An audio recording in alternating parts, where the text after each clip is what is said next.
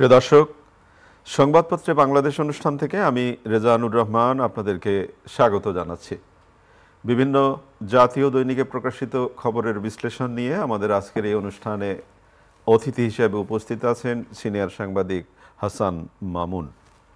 স্বাগত আপনাকে অনুষ্ঠানে। ধন্যবাদ রেজা ভাই, অনেকদিন পরে এলাম। অনেকদিন। পত্রপত্রিকায় প্রকাশিত কয়েকটা গুরুত্বপূর্ণ শিরোনাম আপনাকে পড়ে শোনাই, তারপর আলোচনায় যেতে চাই আমরা। প্রথম আলো, শতকরা ৮০ মামলায় অভিযোগপত্র জমা, দুর্নীতি দমন কমিশন, বিভাগীয় পর্যায়ে হাইকোর্টের স্থায়ী বেঞ্চ স্থাপনে ঐক্যমত্য, বিএনপির পাল্টা শক্তি হতে তৎপর ইসলামী দলগুলো, এনবিআরে অবসর, বরখাস্ত, বদলি ও তদন্ত আতঙ্ক। দৈনিক সমকাল, নির্বাচনী কার্যক্রম দানা বাঁধছে না, পথ স্পষ্ট নয়, মুরাদনগরে আবার নৃশংসতা।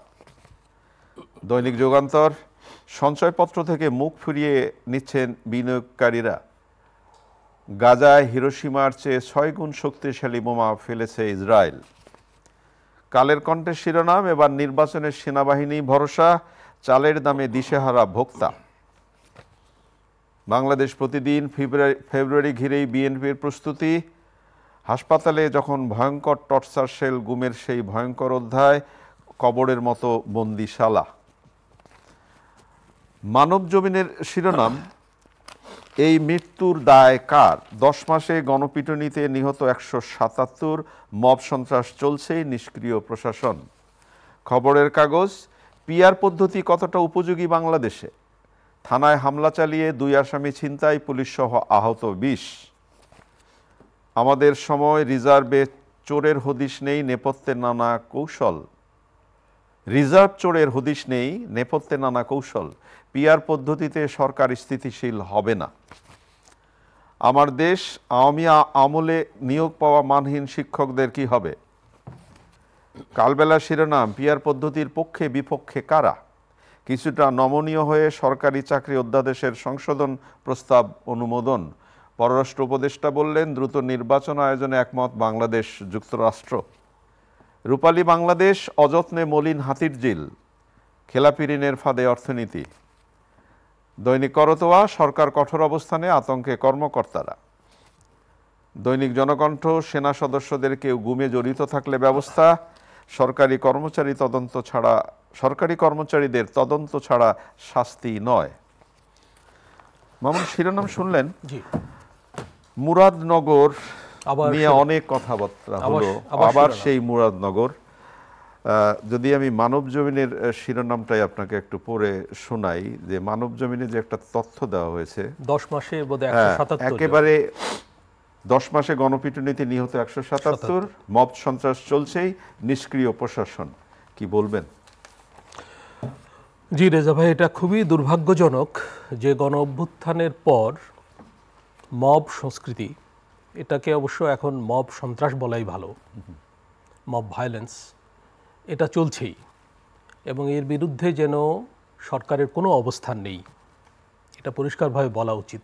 আমি অন্তত বলবো, প্রধান উপদেষ্টা থেকে শুরু করে সেনা প্রধান পর্যন্ত মব সহ্য করা হবে না, এই কথা কিন্তু একাধিকবার বলেছেন। কালকেও সেনাবাহিনীর পক্ষ থেকে যে প্রেস ব্রিফিং হয়েছে, সেখানেও কিন্তু বলা হয়েছে যে মবের ব্যাপারে আমরা সিরিয়াস থাকব, সিরিয়াস আছি। কিন্তু মাঠে সেনাবাহিনী থাকা অবস্থাতেও মব কিন্তু চলছে।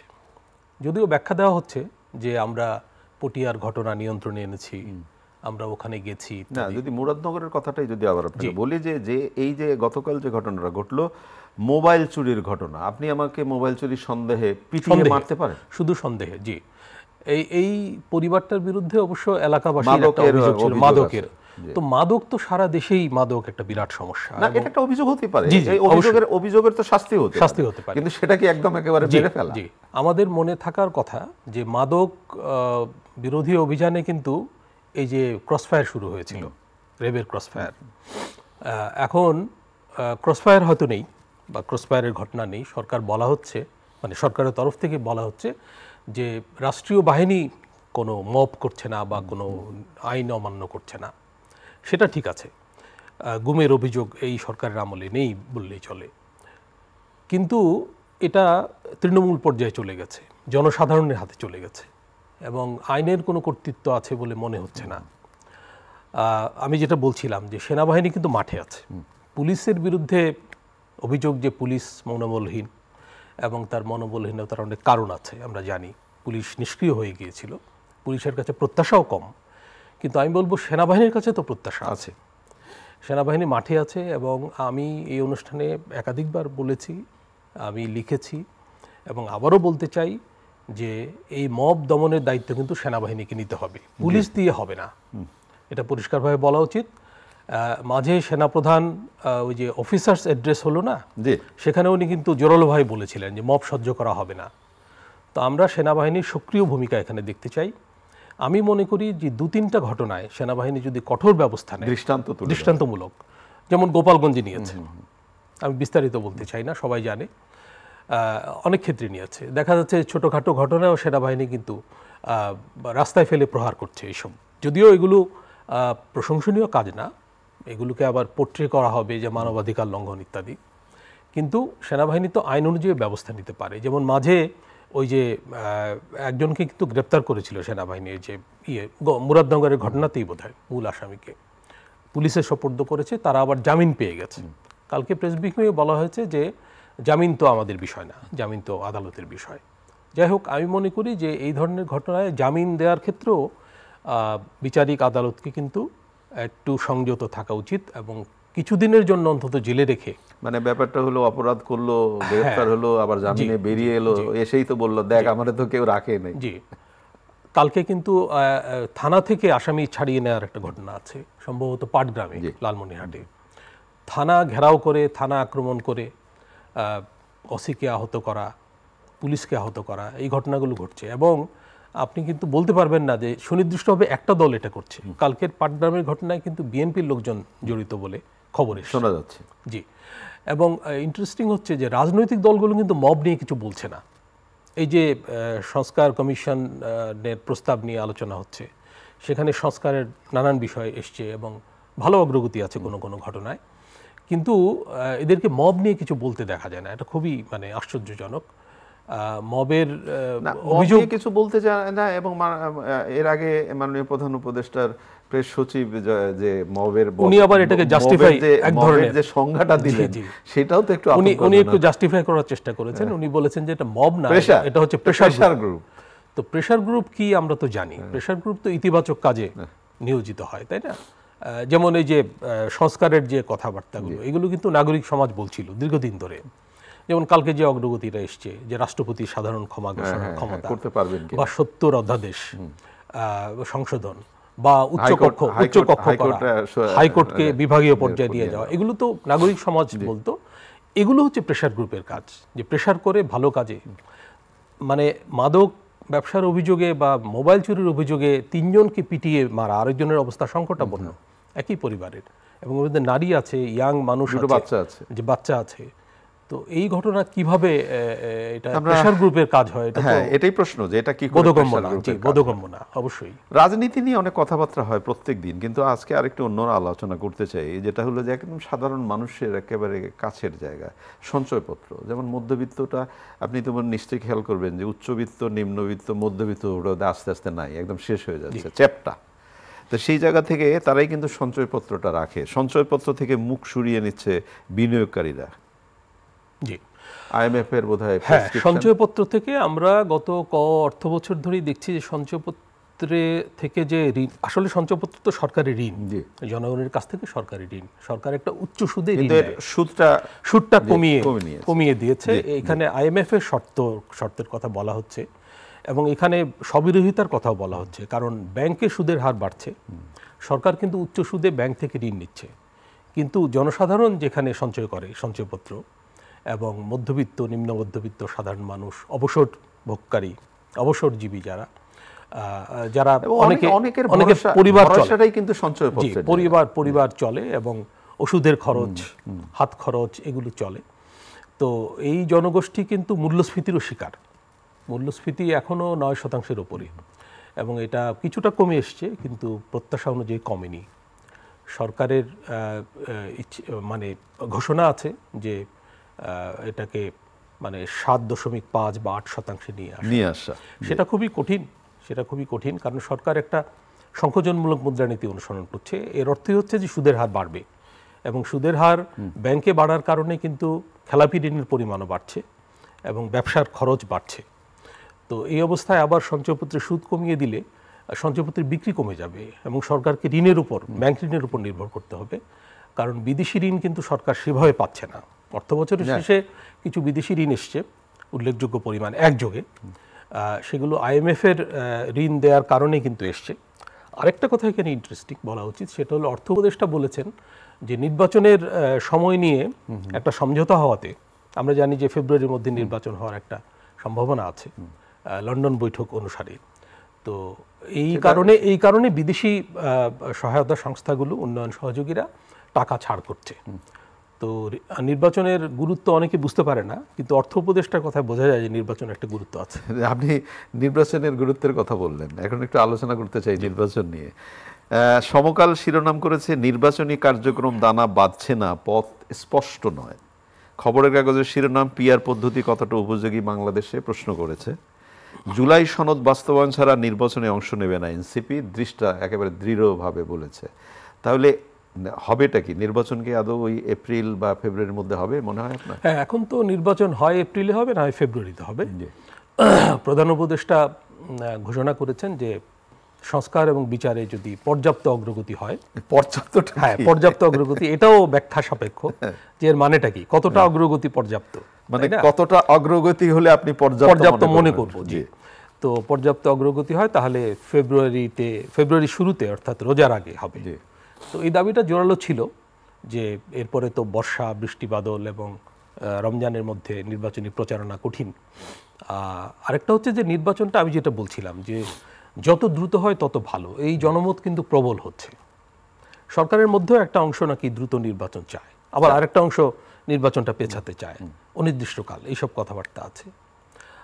তবে মাঝে সিইসির সঙ্গে একটা বৈঠক হয়েছিল প্রধান উপদেষ্টার, যদিও এ সম্পর্কে কিছু জানা যায়নি। একটা দাবি ছিল যে সেটা সিইসি যেটা বলার চেষ্টা করেছেন এটা সৌজন্য সাক্ষাৎ, কিন্তু লোকে বোধহয় বিশ্বাস করে না, লোকে বিশ্বাস করে না। মাঝে প্রধান বিচারপতির সঙ্গেও প্রধান উপদেষ্টা একটা বৈঠক হয়েছিল, সেটাও কেন জানা যায়নি, তাই না?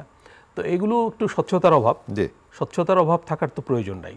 আর তবে সমকালের যে খবর, সেখানে দেখা যাচ্ছে নির্বাচন কমিশনের কিছু বিধিবিধান, আইন সংশোধনের প্রশ্ন আছে, যেমন ভোটার তালিকা, এলাকা নির্ধারণ, এইসব বিষয় চূড়ান্ত হয়নি এখনো। তো রাজনৈতিক দলগুলো এলাকার যে সীমানা নির্ধারণ, এই ব্যাপারে একমত হয়েছে, এই ব্যাপারে অগ্রগতি আছে। আর একটা দাবি কিন্তু ছিল যে কোনো সংস্কার যদি করা না যায়, নির্বাচন সংক্রান্ত সংস্কারগুলো করে নির্বাচনে চলে যাওয়া, এই দাবিটা ছিল। তো কিন্তু দেখা যাচ্ছে যে ইসি যথেষ্ট প্রস্তুত না এখনো। তো ইসি কিন্তু বলছিল যে ডিসেম্বরের মধ্যে নির্বাচন হতে পারে, এটা ধরে নিয়ে আমরা প্রস্তুতি নিচ্ছি, কিন্তু সেই রকম প্রস্তুতি দেখা যাচ্ছে না।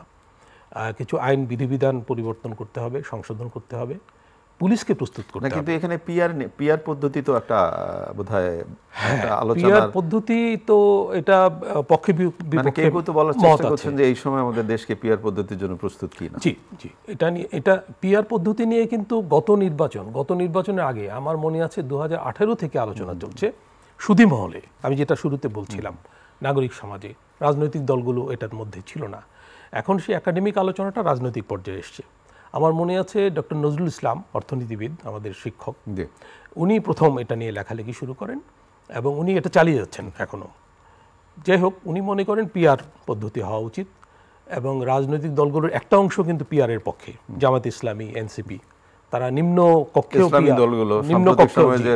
বড় জমায়েত সেখান থেকে তো স্পষ্ট করে বলা পিআর পদ্ধতি। জি, কিন্তু মাঠে থাকা প্রধান রাজনৈতিক দল বিএনপি এতে রাজি না।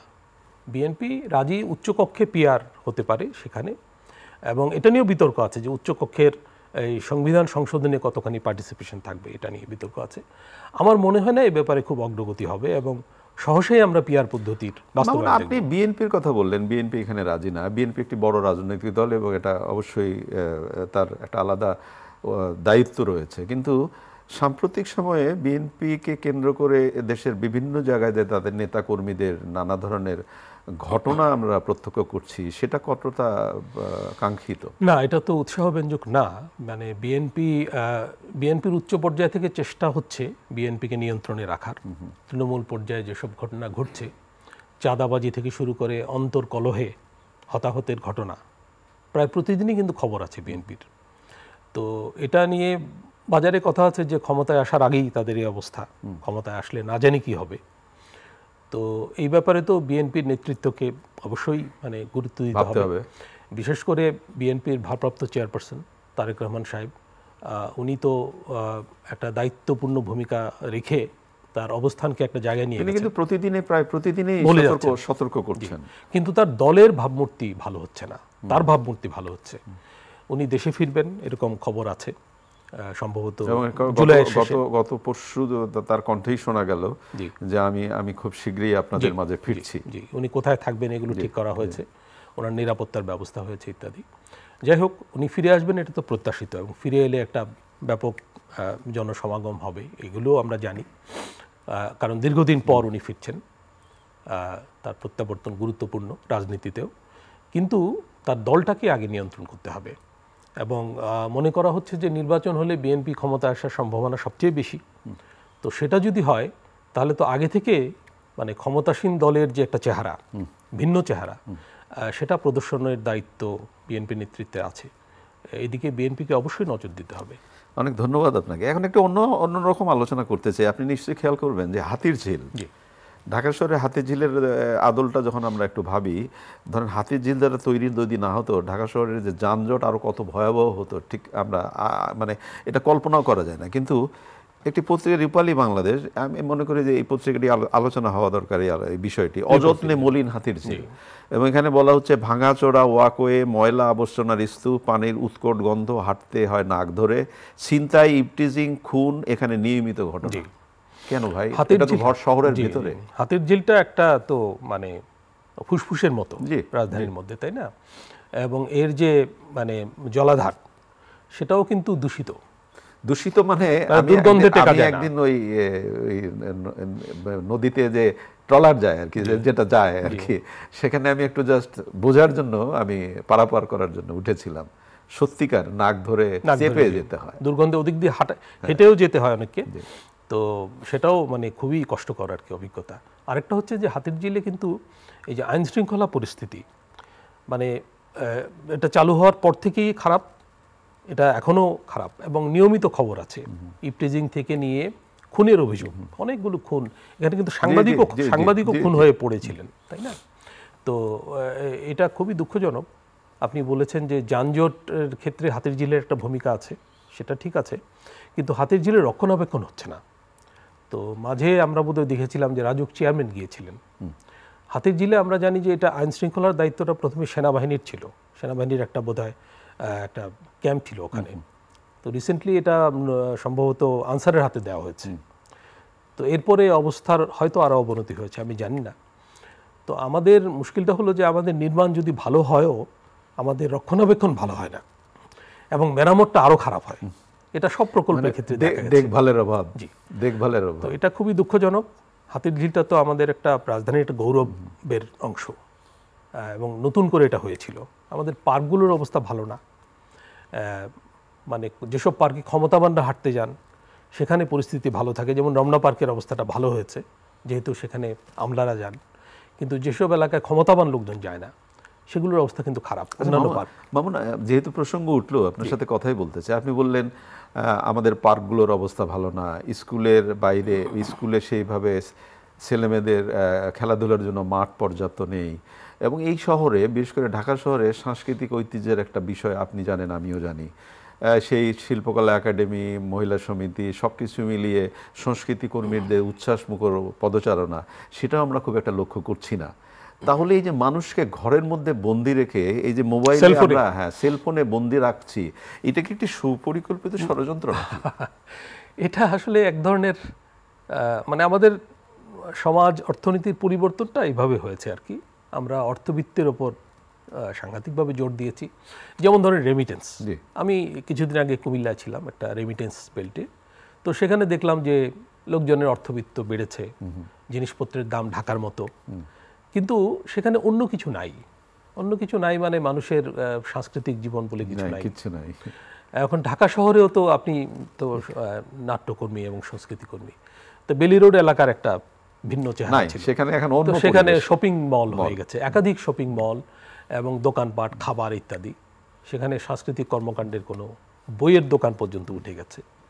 তো এগুলো দুঃখজনক যে আমাদের মানে দীর্ঘমেয়াদী উন্নয়নের জন্য কিন্তু আমাদের শিক্ষা এবং সাংস্কৃতিক কার্যক্রম এটাকে অবহেলা করা যাবে না, এবং এটার পরিণতি খারাপ হতে বাধ্য।